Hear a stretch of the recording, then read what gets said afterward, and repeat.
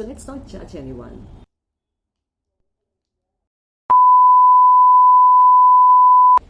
Hi guys, welcome back to my channel Wake and Explore and thank you so much for joining me back on my channel and subscribing to my channel.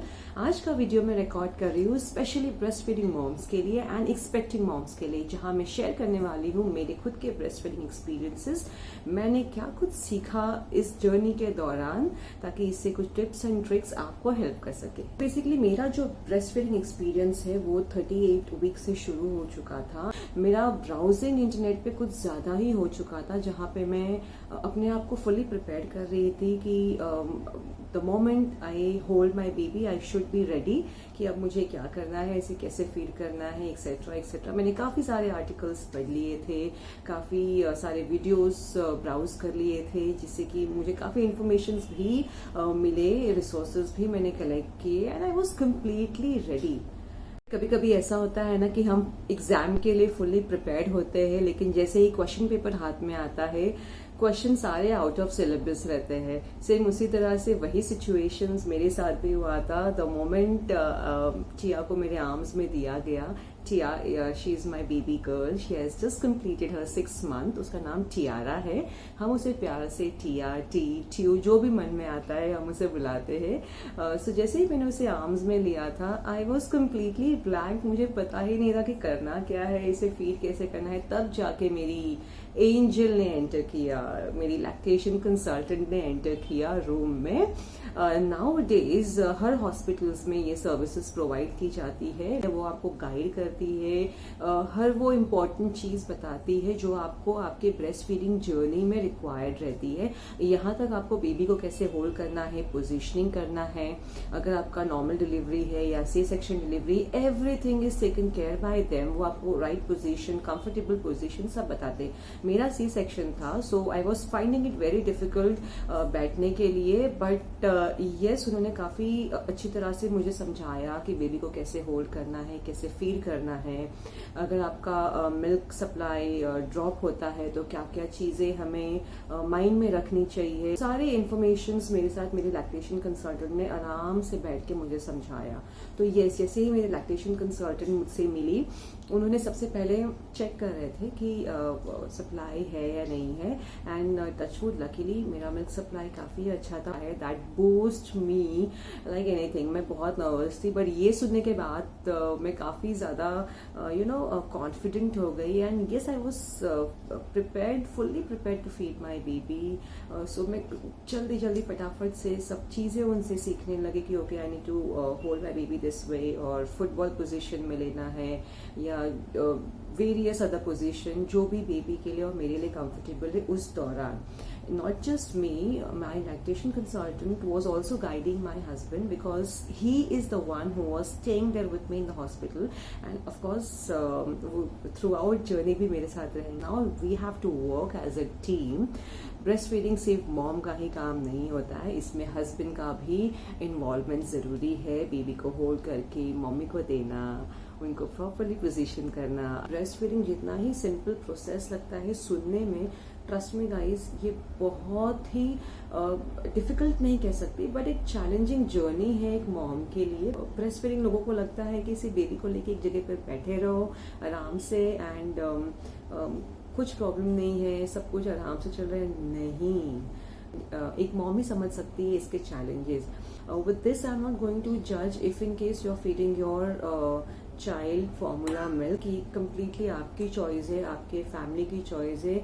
हम कोई नहीं होते आपको जज करने वाले, and ना ही किसी को जज करना भी चाहिए कि हम क्या फील कर रहे हैं अपने बेबी को। That is our personal choice. जो मेरे लैक्टेशन कंसल्टेंट ने मेरे साथ शेयर किया था, सो टिप नंबर 1 ये था, अगर आपको लगता है कि आपका मिल्क सप्लाई लो है, आप उतना मिल्क नहीं प्रोड्यूस कर पा रहे हो, that's okay. You just need to trust your body and your baby, that's all.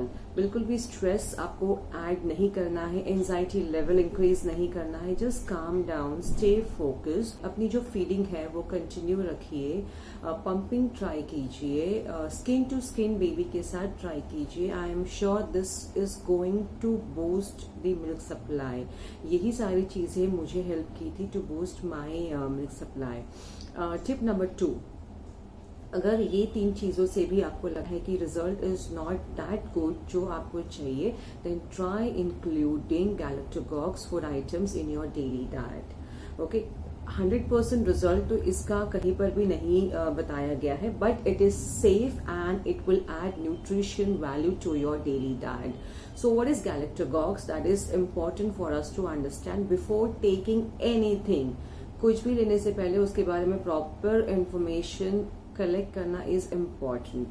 Okay, now galactococcus is a food item which boost milk supply.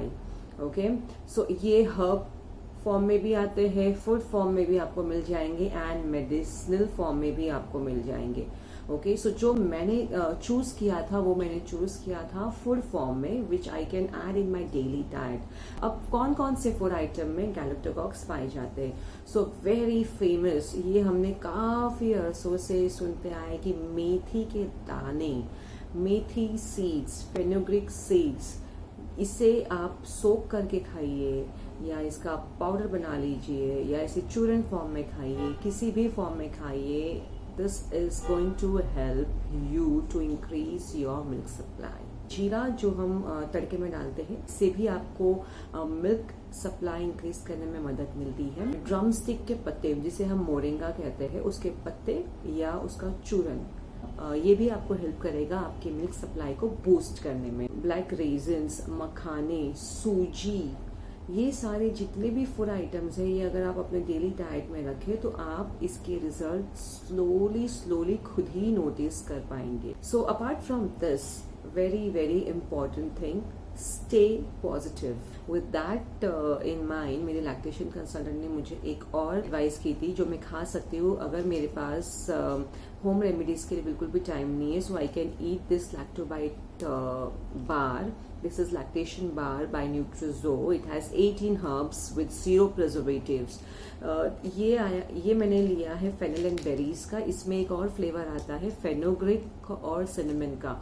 सो इसमें हर्ब्स क्या क्या है मैं आपको पढ़ के बता देती हूँ। इसमें डेट्स है, बेरीज है, protein, pumpkin seed, halim seed, oats, almond, amaranth flour, I don't know what is that, fennel powder, moringa, herbs, spice, shatavari extract, cinnamon, vitamin E, and this not just help you to boost your milk supply but it also help to strengthen your spine. मैं आपको इसे खोल कर भी बता देती हूँ कि ये दिखता कैसा है। मैंने पूरा ये बॉक्स लिया था लैक्टोबाइट का। आपको इतना फुल कर देता है कि आपको बिल्कुल भी भूख नहीं लगता। हालांकि ब्रेस्ट फीडिंग के दौरान बहुत ज़्यादा भूख लगता है। जितना मुझे प्रेगनेंसी के दौरान भूख नहीं लगी थी उतना मुझे उससे डबल मुझे ब्रेस्ट फीडिंग के दौरान भूख लगती। तो ये इस तरह का कुछ ये बाहर दिखता है।